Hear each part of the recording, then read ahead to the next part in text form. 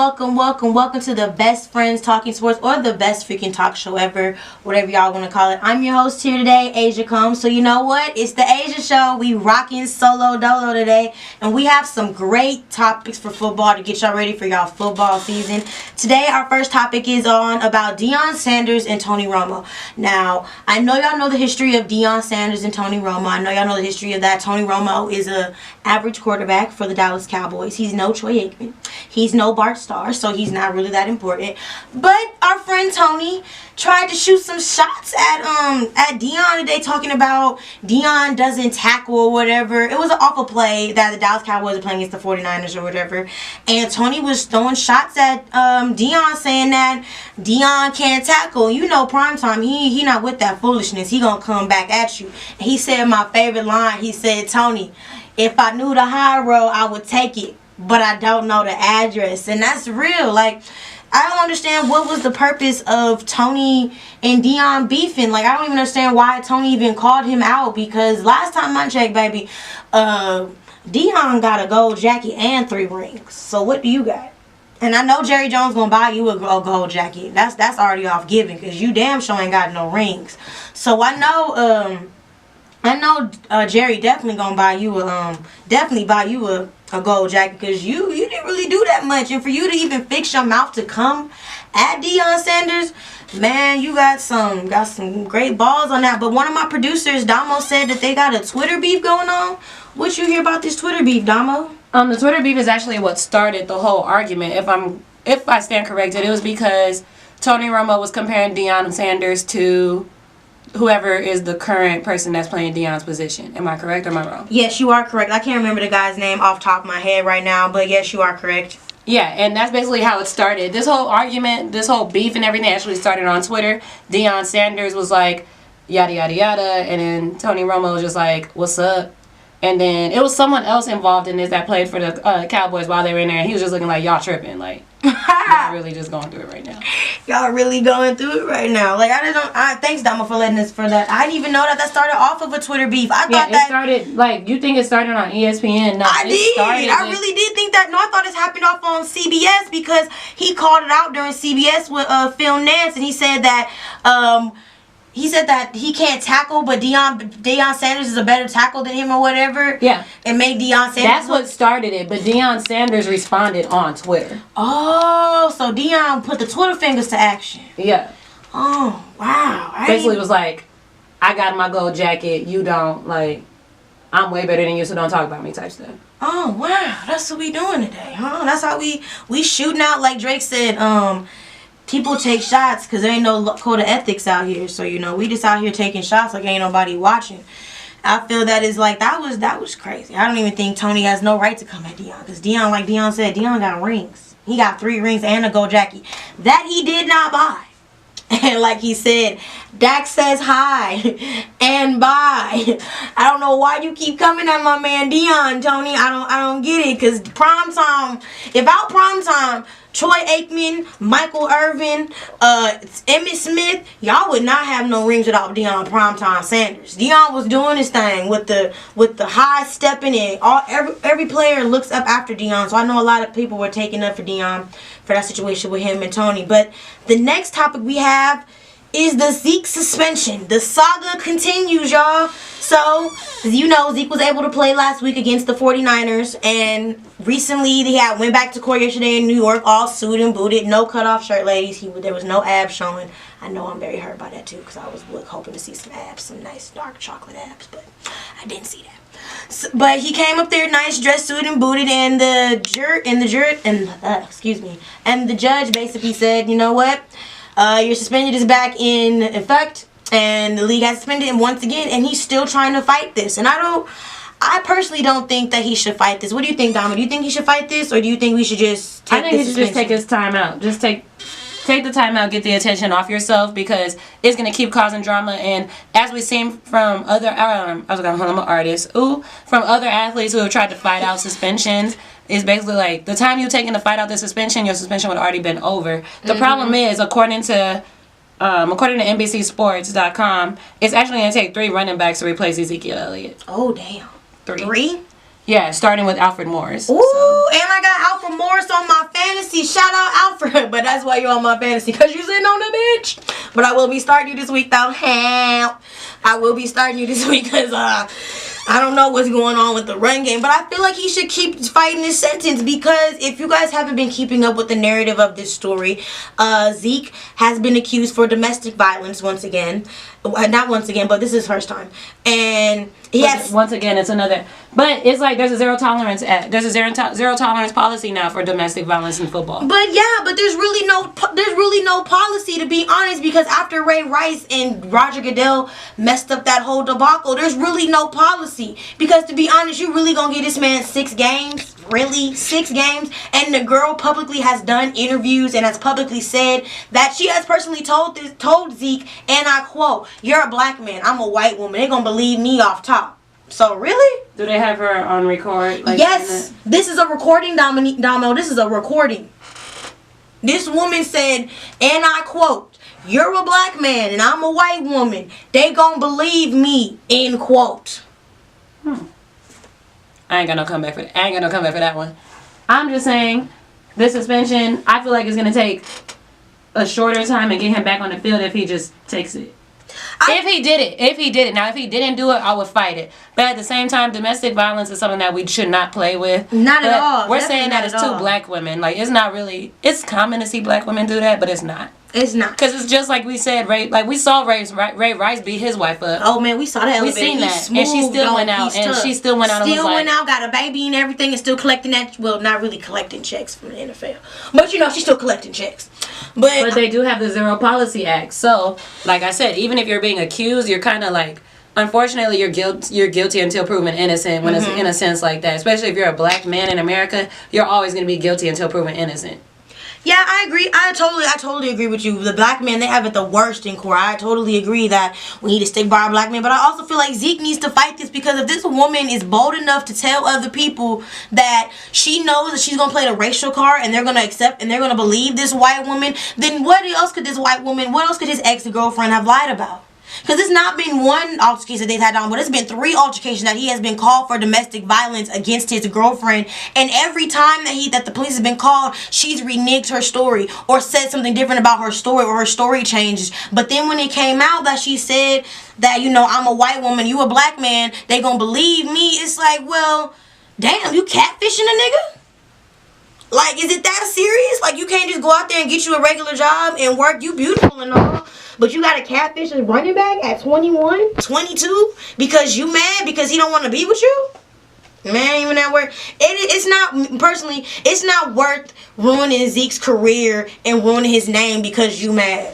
For what? Get another nigga. They all got dicks, baby. Get another one. It ain't even that serious. It's not that serious, and I feel that Roger Goodell is going to take a lot of blame and a lot of brunt for it because he doesn't have a policy. It's a prime example. The kicker for the New York Giants did not get suspended. They had to fire him. He resigned from kicking for the New York Giants. Now, if a black man can get 6 game suspension for a white woman allegedly accusing him of hitting her, but a white kicker for the New York Giants can come out and have police reports, his wife didn't file restraining orders, all that stuff, and you still let this man keep his job and he ain't get suspended? Man, come on. You really don't got a policy. There's really no policy being put forth if you're trying to show favoritism. That's a white man. This is a black man. Come on now. It just being honest and just saying straight facts. The kicker for the Giants had no punishment, no consequences or nothing. You know what the kicker from the Giants did? The kicker from the Giants went to a rehab facility and lost his job because he decided to leave the NFL to go get his life together. Ain't nobody get that man no fine. Ain't nobody told that man you had to sit out for a certain amount of games or all this. You know what they did to that man? They did the same thing that Roger Goodell did to Ray Rice. You know what? Go to your 30 days of physical abuse or whatever. Go take your counseling. You could come back and do your little rehab thing. Then you could come back. And people was outraged by that. Because you mean to tell me you can suspend me, Ray Rice, and indefinitely do a double jeopardy on this man, then go to court, then take you back and take his livelihood away from him. But the kicker for the New York Giants still got a livelihood, still getting checks. Come on now. It's all about being fair. It's all about being fair. And this domestic violence issue that we have in the NFL, plus the opioid incident that we have going in the NFL, that's gonna really skyrocket. Because if you haven't noticed, Brian Cushing from the Houston, Texas, been doping his whole life, and I like him. And he didn't been caught dope testing 3 times dirty, and I like him. So. It's just how the commissioner sees things and how we choose to be fair, because he is the judge, jury, and executioner. So whatever he says goes, and it's really dumb that the CBA agreement has allowed him to do that. But as we get further into the Roger Goodell, we also have to talk about Roger Goodell and Jerry Jones. Well, Jerry Jones has decided to file a lawsuit against Roger Goodell for the instance that has to go in with Zeke. But they're saying that reports are saying that it has nothing to do with Zeke. But I believe it has everything to do with Zeke, because he feels like Zeke is being ramrodded from the time with Ray Rice and how that Ray Rice fiasco blew up. But if you don't know how the NFL works, the NFL works like this. The owners pay the commissioner. Okay, people?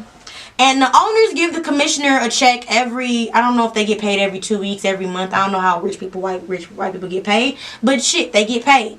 And Jerry is saying, well, you know what? I don't think you deserve to be the commissioner, because you're not a very good commissioner. And I agree. You're not a good commissioner. You haven't done anything. You suspended the man that's the face of your league for 4 games for no evidence of deflating footballs. And you still can't tell me what the PSI is for a normal football. I'll wait.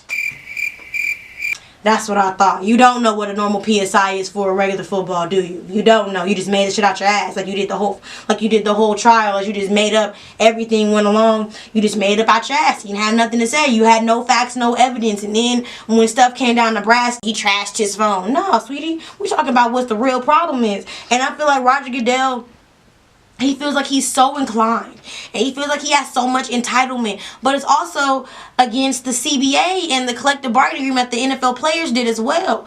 There was no need, and that's just me personally, there's no need for somebody who already cuts your checks and writes your checks to be a judge, jury, and executioner of what goes on with your personal life.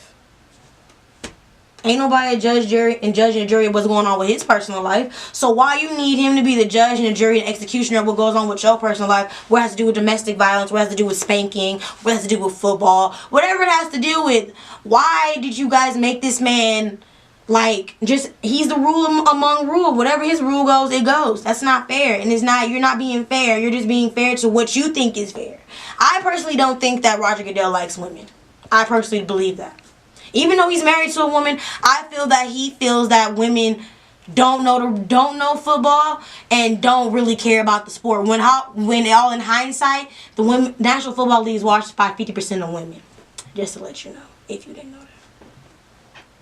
So I feel that Jerry Jones versus Roger Goodell is more like how when Al Davis went against Roger Goodell, or when Al Davis, rest in peace, when Al Davis went against Tagliabue, and he was going through when they was back in the day when Al Davis felt that the Raiders was always getting ramrodded, nobody came to save them, it was just the Raiders and Al Davis.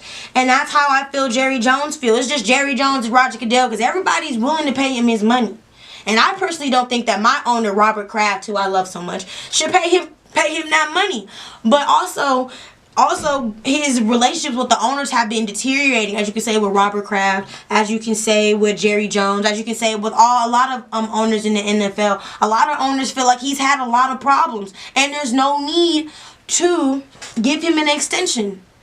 I don't know, Dom, if you've been paying attention to this. I don't know if you've been watching what's going on in the NFL, but I just don't feel like that there's need to be, if there's needed for him to be, have his contract renewal signed when he has all these problems going on that he hasn't been able to fix. I just feel like there's no need for that. I just feel that we should just get a whole new commissioner and just call it a day. Because at the end of the day, he's all about that money. He doesn't care about the integrity of the shield or the integrity It's all about timing, though. It's going to take a long time to get a new commissioner than it would be to do this contract. True. That's true. It's all about timing, and time is money, and money is time. So that's very true. And white folks love $8. Jerry Jones is the type of person that is all about his money. Yes. To be quite honest. Quite honest. This man built. How much is that stadium out there in Dallas, Arlington? That stadium is one of the biggest stadiums out there. And he put his own money and made that stadium to what it is. So Jerry Jones all about that check and all about that dollar. But as we will conclude with our last following topic, which is the World Series, win the World Series and lose a QB. And we'll be back. And we're back. It's your girl Asia today, just Asia Day. It's Asia Day plus football, y'all. So we got a lot to be in store. Our last topic of the day that we will be talking about is win the World Series, lose the QB. So y'all know a couple weeks ago, not too long ago. It was literally a week ago. Okay, a week ago. Thank you, Damo. A week ago, I was screaming out, shout out to the Dodgers for winning the World Series. You know, I shot that out twice in the last episode of the podcast, if you watched. Hey. And you know what? We got played like a Nintendo 64 without the spitting and the licking on the side of the cartridge. It was horrible, y'all. I ain't never watched baseball in my life. I swear to God, I ain't never watched baseball until like the Astros and the Dodgers.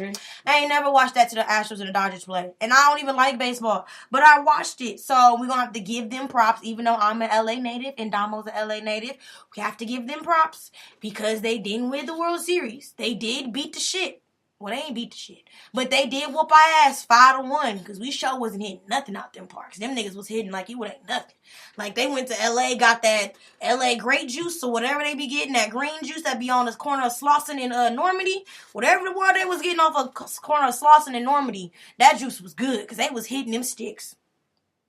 But on a sad, so somber note, we gotta say R.I.P. to Deshaun Watson. He's not dead, y'all.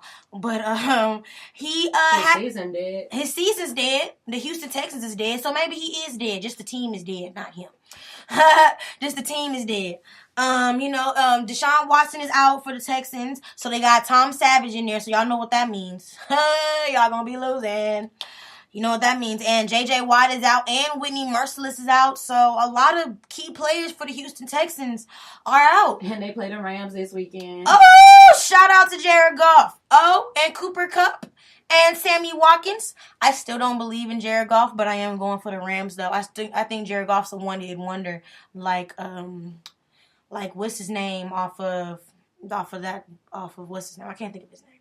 But I still think he's a one-hit wonder off of like Peter Guns. He a one-hit wonder, but he gonna keep coming back though. I just feel that the Rams, they gonna do it though. The Rams are gonna beat the Texans, and we ain't even gonna shout out the score because it might be a 50 burger. Cause shout out to the Rams, they did put a 50 burger up on who did they put a 50 burger on?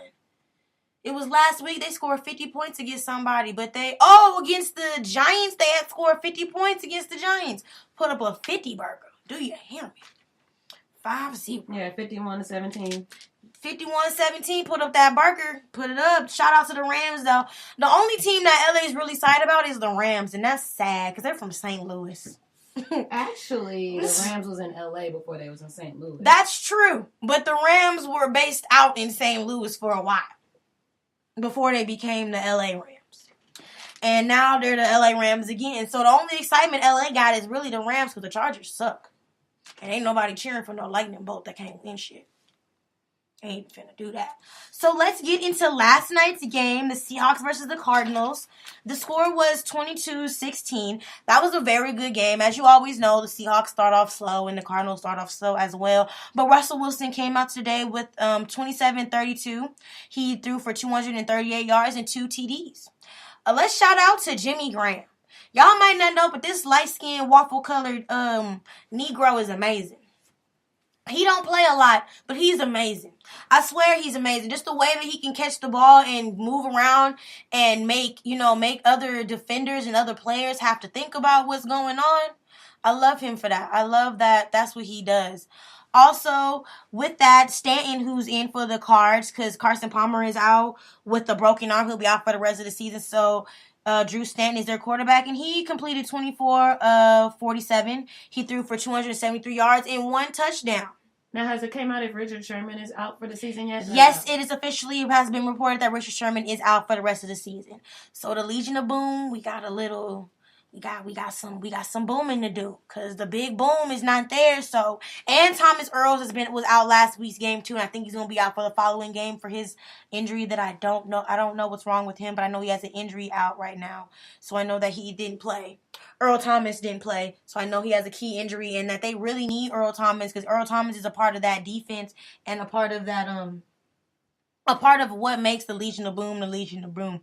But also we can go down the lines that Rawls, he had 10 carries and 27 yards. Adrian Peterson, he had 21 carries, 21 yards, 1 lost fumble, and 1 safety as well.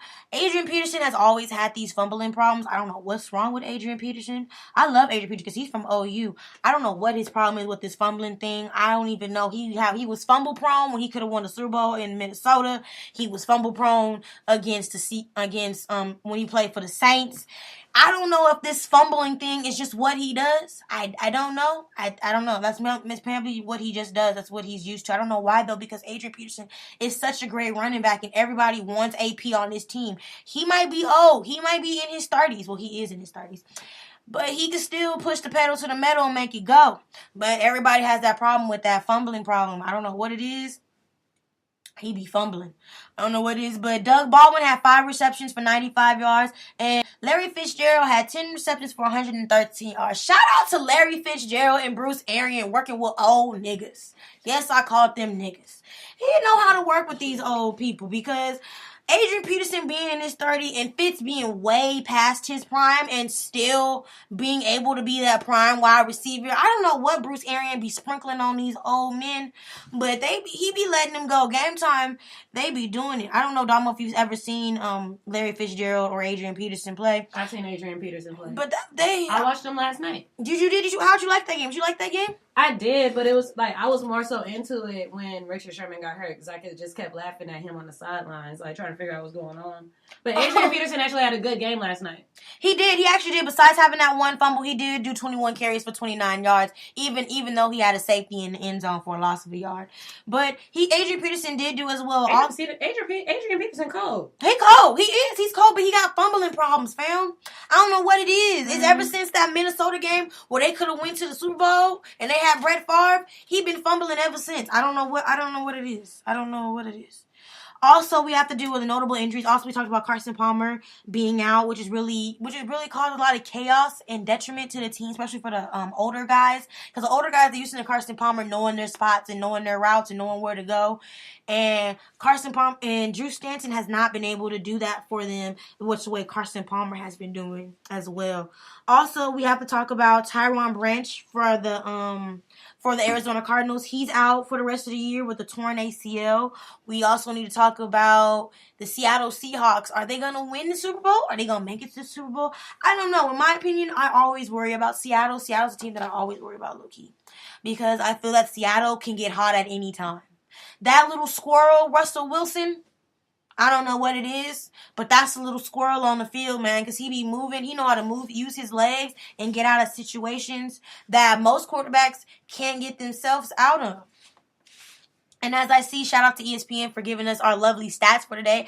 As I see, Arizona was really competitive with Seattle. Everything is pretty much even. They were 290 on total yards. Seattle was 287. The time of possession was fairly even. They were 30 minutes. Arizona was 29 minutes. Arizona had that one turnover by Adrian Peterson. And to be honest, it's normally whoever wins the first down game normally wins the game. That's kind of incorrect today for last game because Seattle had 14 first downs and Arizona had 24 first downs. So Arizona really could have won this game. I just felt like the inability of Drew Stanton to be able to produce like Carson Palmer that they're used to be producing it didn't work, and that didn't really help. On the penalty side, Seattle Seahawks is one of the most heavily penalized teams, so they had 12 penalties for over 108 yards. Arizona Cardinals is not a lot. It doesn't get penalized a lot, so they had a few penalties with 9 penalties for 58 yards. Also, the total plays to be honest, the total plays and how much they run, every team ran at least 10 plays to get a touchdown. Every scoring play was at least 10 plays. And you would think, well, if every scoring play was at least 10 plays for both teams, why did Seattle come out and win? Like I had mentioned, came out with the win and not Arizona. Like I had mentioned, Arizona really had dominated all across the board, from passing downs to rushing downs, even all the way down to time of the possession and time to first downs. They were really handling it. I just think that Seattle's offense and Seattle knowing how to win close games and making sure they get those close games are really what helped them win this game against the Packers. Not the Packers, that's the next game coming up. I'm so excited for that game. But against the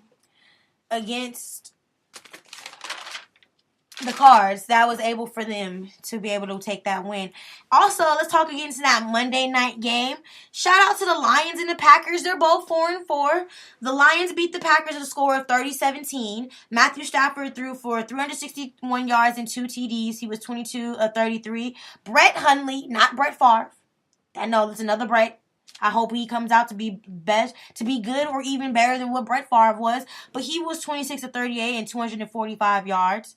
The running back for the Lions, he had 21 carries. Aaron Abdullah is his name. I hope I pronounced your name right, sweetie.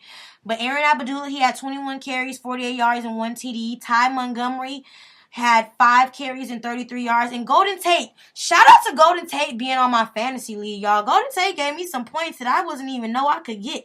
And Ty Montgomery gave me fantasy points. And Abdullah gave me fantasy points. So shout out to all the people that gave me fantasy points. You know, because I'm dominant. If you want this work in this fantasy, you can get this work in this fantasy. Just to let you know. But back to Golden Tate having 7 receptions and 113 yards. Randall Cobb with 5 receptions and 58 yards.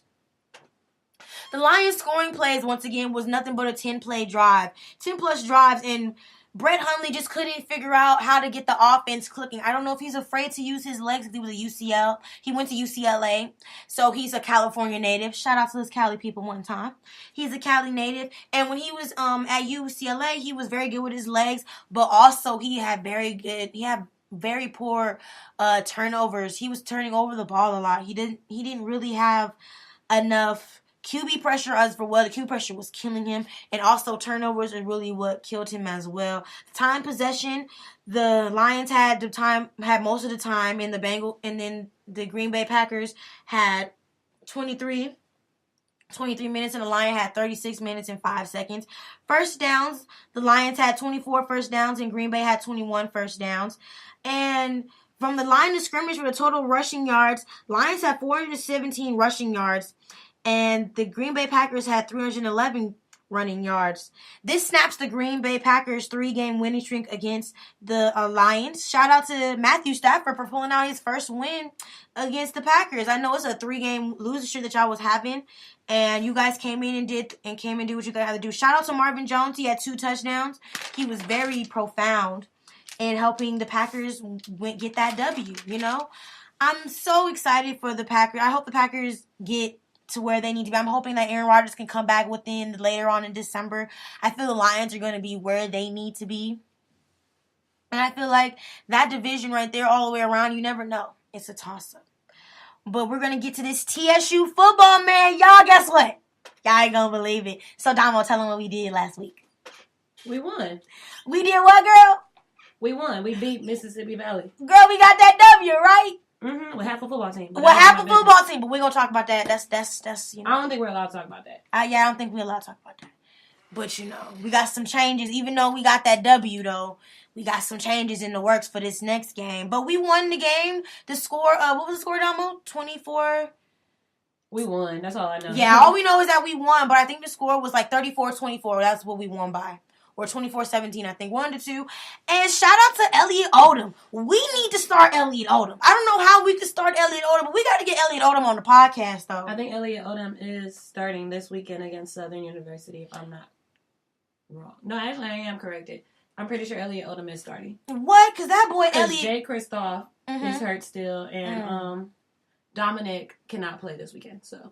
Oh, okay. So we starting with we going with Odom today, huh? We have no choice to go with Odom. That's great because I like Odom. That's the only quarterback we have left, unless they want to throw Mario out there. But Mario Smalls hasn't had played a quarterback position in 2 years. Yeah, we don't need to do that. We don't need to do that. We're going to go on and throw on that Elliott Odom because Elliott Odom had 100 yards before halftime, y'all.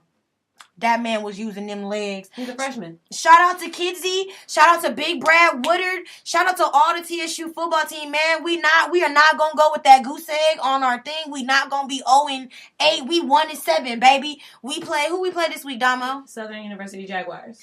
Man, let's come on, TSU Tigers. Let's shout out, let's get this other W. Let's keep this train rolling. Let's get Elliott Odom over 100 yards before halftime. Because Elliott Odom over 100 yards, that was what we needed. We needed that. Elliott in our offense, we had no penalties on offense or defense. Offense and defense was clicking. The thing about it is, you got to realize, Elliott Odom's a freshman, and that was his first game. It was against Mississippi Valley State.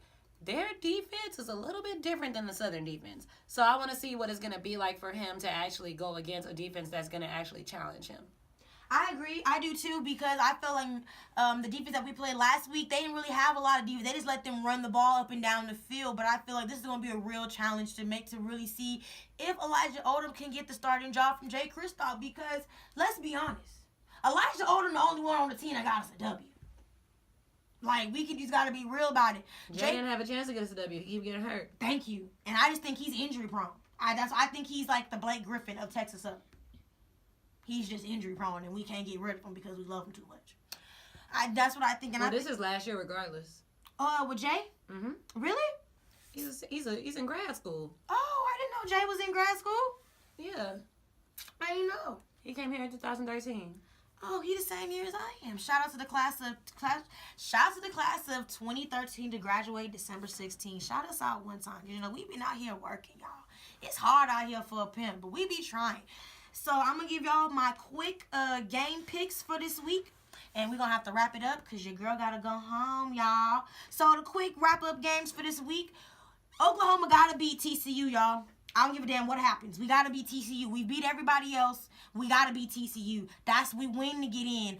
Ohio State, any Ohio State game I'm going for. Alabama needs to win. Shout out to Georgia for being number 1 in the standings, y'all. And shout out to the Miami Hurricanes for going undefeated. The last time the Miami Hurricanes went undefeated had a quarterback named Ken Dorsey. And you don't even know who that nigga is.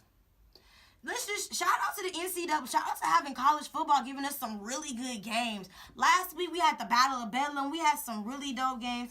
This year we got the Oklahoma TCU game. We got the Penn State game. Penn State had an upset last week. What else games we got? We have a lot of good games coming on. TSU, obviously. Make sure you go check out and support your team. Make sure you go check out and support TSU. Make sure that you watch TSU and watch us. Shout out to the Michigan State, Ohio State game is a game y'all should watch. Oklahoma State versus Ohio State is another game y'all should watch. And also, the big game is Georgia versus Auburn, y'all. And I'm picking Georgia. I sure am. Roll Tide ain't number 1, baby. Roll Tide's number 2. So I got Georgia versus Auburn. And that is going to be the wrap-up of today. I hope you guys enjoyed Asia's show. I know I was a little crazy today, but I hope y'all enjoy it. And I'll see you when I see you. Peace.